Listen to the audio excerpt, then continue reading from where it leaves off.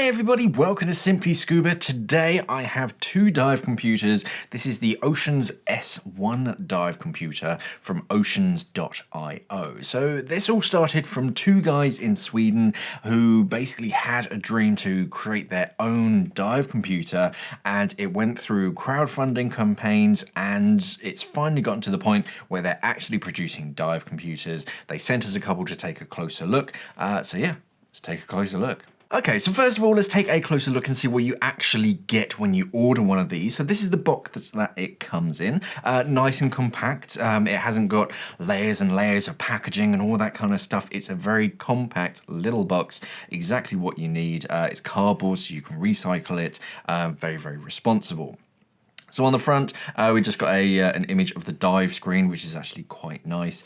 And then on the side, we are the underwater world, the Oceans logo, and then on the back, just requirements and sort of what colour the dive computer is, and a little bit of information about the app. So opening up the box. You get a little OC sticker, so you can put that wherever you like. You get a dive computer itself. We'll take a much closer look at that in a little bit, if I just lay it out first of all. And then you also get a manual, a book of words, and yeah, just a quick start guide, basically telling you how to use the dive computer and how to do the real sort of basics. And that's it.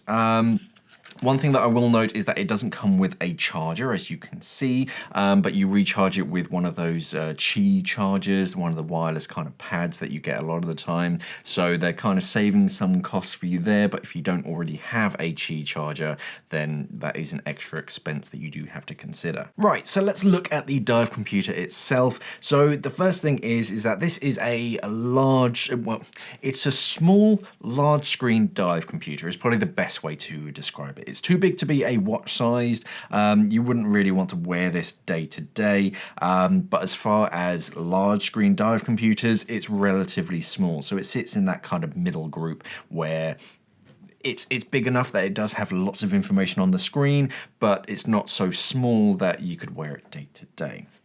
Now on the front, we have a fairly plastic screen on the front, which has this kind of industrial sort of bolts all the way around it. Whatever you do, don't undo those. All the way around it, we have this silicone shroud, which isn't actually attached onto it, but it does protect it from, bumps and scrapes from side to side. Buttons, two buttons, one on either side.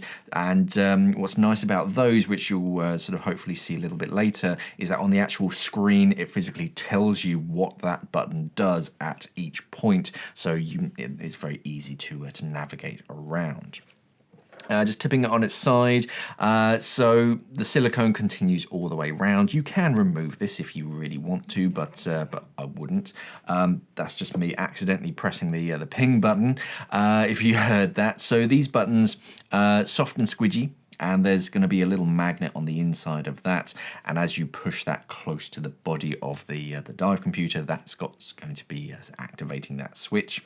You have four of these kind of silver circles, one on each corner. This is for that ultrasonic ping.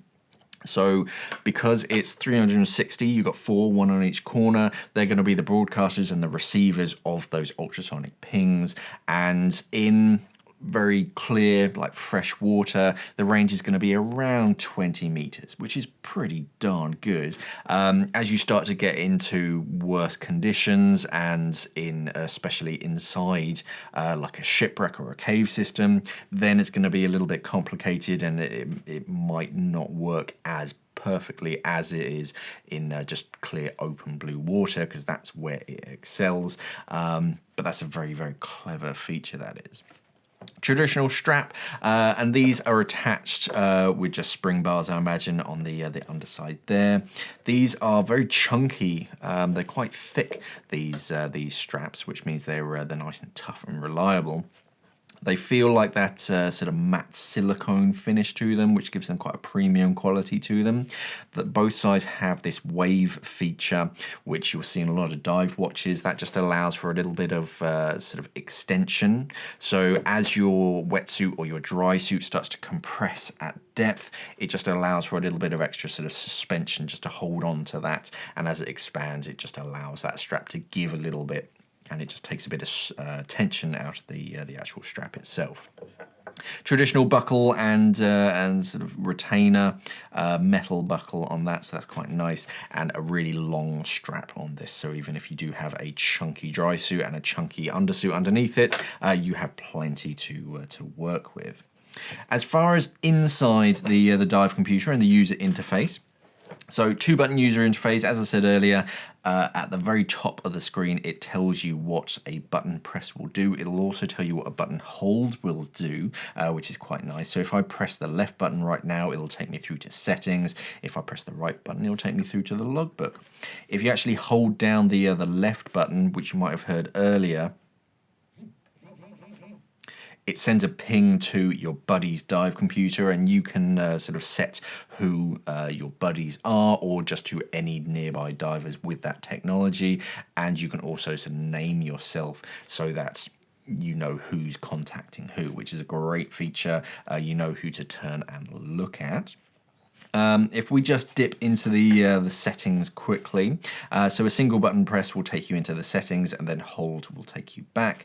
Left button is next, and then select is on the right. So very quick and easy. So dive mode, just choosing which dive mode, whether you're on air, nitrox, or apnea, holding your breath. I'm going to go into nitrox. It has the 2 standard mixes, 32 and 36, as just very quick, easy access, which is quite fancy. And then yeah, you can pick your nitrox mix up to 40%. I'm just going to stick with nitrox 32. Going back into the settings, buddy ping. So buddy ping, so it's basically nearby buddies, your list of buddies, or you can reset them.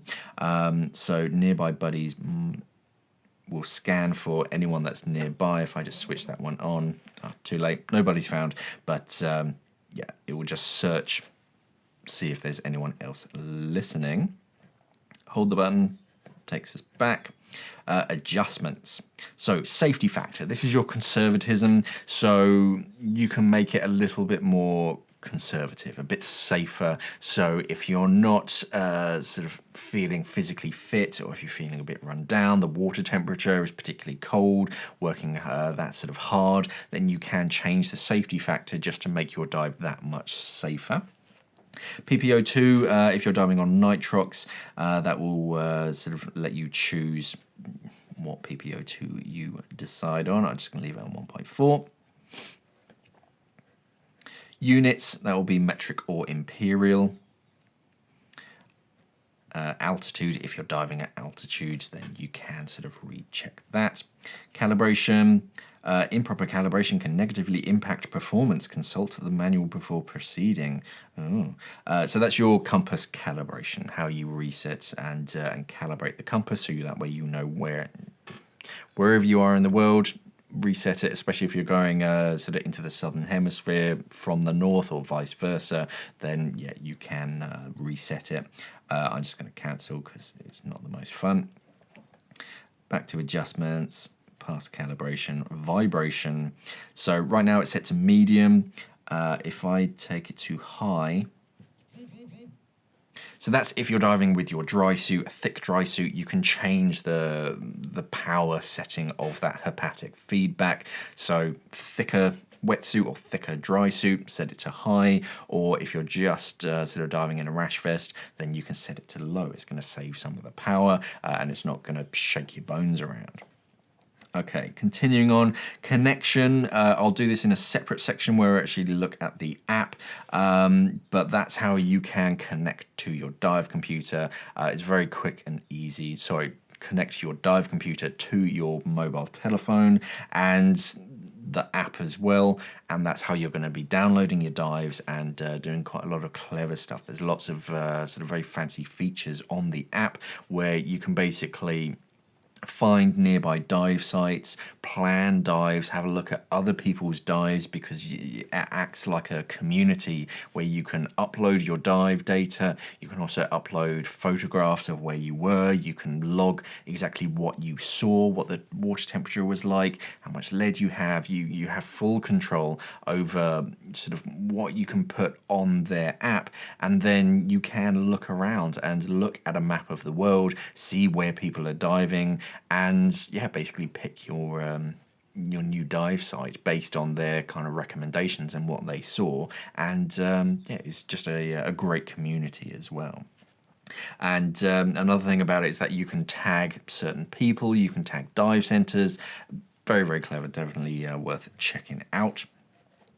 Compass, I'll show you the compass quickly. So very simple compass as you rotate it.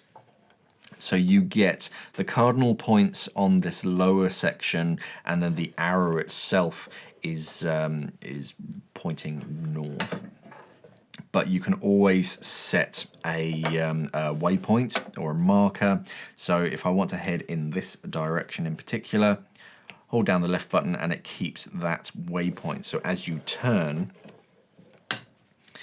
you know that the yellow triangle is where you want to be heading towards. So you need to rotate back again, and that way you know you're swimming in the right direction. So that's quite cool. Still has dive information. It still has your depth and your dive time as well. So you can you can still use the dive computer, and then if the alarm starts to go off, it'll start to override this. Just pressing to go back, and then what else do we have? Display, select.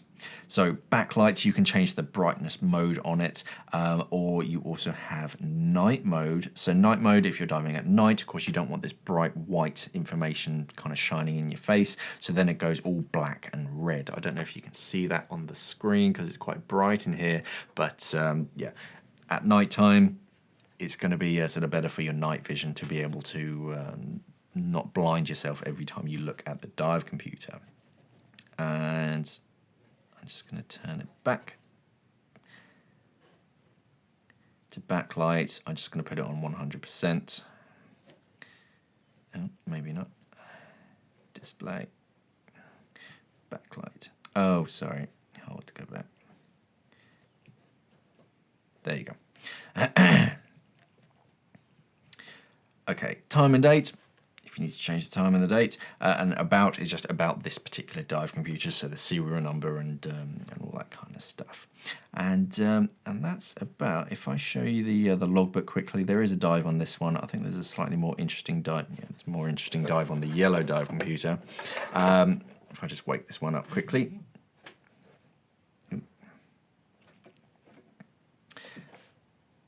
So it tells you the basic information, and then you can actually see the dive profile as you were under the water. And so logging your book, if you do still sort of fill it out, a hard copy version, you can still do that pretty quickly, and then you can cycle through all of the different dives. There's only one on this computer. So that's the only one it's going to show. Okay, so let's take a look at some of the stats of the Supersonic, the S1. So the first thing is the overall size of it. So they're 60 mil across. They're basically a square. They're only 20 mil deep, so they don't stick too far out of your wrist. Obviously wrist mounted. They have the proper sort of fairly silicone sort of feeling strap to it, which has a nice amount of sort of grip, and you do have this wave function as well, which means that it's going to allow for sort of expanding, contracting of your dry suit or your wetsuit. They're pretty light. They don't weigh anything at all, basically, so you're not really going to notice it. The main selling feature of this is going to be in that buddy ping, that sort of ultrasonic or ultrasound, supersonic, whatever magic they use, to be able to physically get your buddy's dive computer to vibrate on their wrist to get their attention. That is a real huge selling point. Very few dive computers have that kind of technology.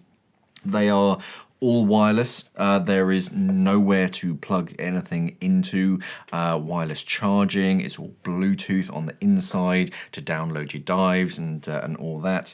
The buttons themselves aren't physically connected to the dive computer. You can actually take this silicone shroud off of it. You can't use the buttons, but you can if you wanted to. So yeah, completely wireless. All you need is one of those Qi chargers to recharge it. The herpatic feedback, that's a big selling point for me. It really bugs me when you get to certain depths and everyone's dive computer just starts alarming and you hear that for miles around, whereas a vibration feature, a dive computer vibrating on your wrist, even if you do have a thick dry suit, you can change the power setting to that vibration, so you can dial it up if you're wearing something thick, or you can dial it down just to save a bit of power, but that's great to really get your attention. And there are all sorts of different alarm patterns when you're under the water. So if someone's sending you a buddy ping, it will do a certain vibration. If it's an alarm, it's a different vibration, and it's also got an ascent rate alarm as well, which changes depending on how quickly you're ascending. So I do like that vibration feature inside of it.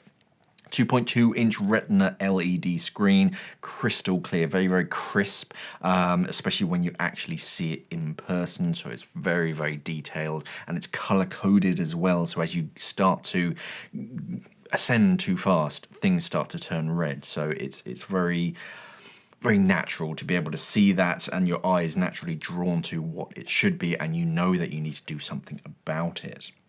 Now on the inside, that rechargeable battery, so that will run for about 10 hours when you're actually diving, or in this kind of mode where it's kind of asleep, it'll last for about a year or so on a full battery. So 10 hours is pretty good, and you can top it up at any time with one of those Qi chargers. On the inside, air, nitrox and apnea modes. So nitrox, anything from, I think it's 21 to 40%, so recreational nitrox. On the inside, it does have a ZHL 16C gradient factor algorithm, which is quite impressive for a dive computer that's primarily aimed at recreational divers. But ZHL 16 is a great algorithm. I use it, and with gradient factors, yeah, you can adjust it if you know how to. Yeah, 100 meters maximum depth, although they do recommend 50 meters maximum depth. Even 50 meters is pretty deep. I've never gone to 100 meters, so yeah, I think that's a fairly safe limit. As far as history and logbook on the inside, 500 dives it can record, which is about 80 hours, whichever comes first. Once it reaches one of those, it'll start to overwrite the oldest one. So as far as specs go, pretty darn good. Okay, so who is the S1 dive computer for? So it's really made for recreational divers, from entry level to pretty advanced as well. I'd be quite happy diving this as a dive instructor. In a way, it's almost great for dive computers, because if you're wearing one of these and all of your students are wearing one of these, then you can ping them and they can ping you. So that's a great system all around for dive instructors. On the inside, it has everything that you need. On the outside, it has everything that you need, and a really clear, easy to read screen and very easy to navigate dive computer. It ticks all of the boxes. The only place where it really falls down is in the overall kind of finish, in that you can tell that it's very much an introductory dive computer. This hasn't come off some massive production line where they're making hundreds of thousands, but that doesn't really matter. Once it's strapped on your wrist, as long as it tells me how deep I am, how long I can stay there, and when I can start to ascend, and gives me all of that information, that's kind of all I want from a dive computer. Okay, the kind of the shroud around it isn't actually fused onto the computer, so that doesn't really affect me. The only thing that does affect me is that I don't have a charger for the dive computer. Personally, my phone, I don't have one of those charging Qi pads to recharge my phone, so I would have to go out and buy them. They're not ridiculously expensive, they're pretty easy to get hold of, and so many other manufacturers make these Qi charger pads. So if you have one and that works for your phone, then it should work for your dive computer as well. If you don't have one, it's not going to break the bank to have to invest in one as well. And yeah, going forwards, it looks like a lot of our mobile phones and mobile devices are going to be having this kind of wireless charging technology. So it's an investment for the future. But otherwise, there's no sense in them upping the price and sending everyone that orders an S1 one of these charging pads, because then people are going to end up with two. And where you only need one, in today's modern age, a lot of companies, they are cutting down that repetitive technology where they're not just going to send the thing out just for the sake of it. So actually, I think that is the correct decision. Some people might disagree. I'm sure they're typing away in the comments below as we speak, but hey. At the price point, at the moment, it sits at €499, so just shy of €500, which in the UK is about £440 or something.